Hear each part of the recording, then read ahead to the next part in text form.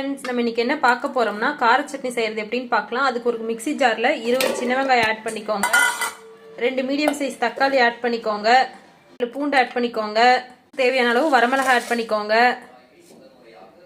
கொஞ்சமா சீரகம் ஆட் பண்ணிக்கோங்க, தேவையான அளவு உப்பு ஆட் பண்ணிக்கோங்க. இதை நல்லா நைஸா பேஸ்டா அரைச்சிட்டு வந்துடலாம். நீ எதுவும் ஆட் பண்ண தேவையில்லை, தக்காளியில இருக்க தண்ணியே போதும்.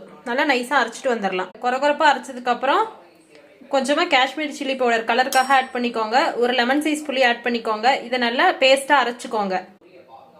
இந்த அளவுக்கு நல்லா பேஸ்டா அரைச்சிக்கோங்க. இப்போ இதை தாளிச்சுக்கலாம். தாளிக்கிறதுக்கு ஒரு கடாயில 2 டேபிள் ஸ்பூன் அளவு நல்லெண்ணெய் ஆட் பண்ணிக்கோங்க, கொஞ்சமா கடுகு ஆட் பண்ணிக்கோங்க, கொஞ்சமா உளுந்தம்பருப்பு ஆட் பண்ணிக்கோங்க, கொஞ்சம் கருவேப்பிலை, அரைச்சு வச்ச அந்த பேஸ்ட் இது கூட ஆட் பண்ணிக்கோங்க. நல்லா கொதிக்க விடுங்க. இந்த அளவுக்கு நல்லா திக்காகிற வரைக்கும் கொதிக்க விடுங்க. இப்போ கார சட்னி ரெடி. இதே மாதிரி நீங்களும் செஞ்சு பார்த்துட்டு எப்படி இருக்குன்னு கமெண்ட் பண்ணுங்க. தேங்க்யூ.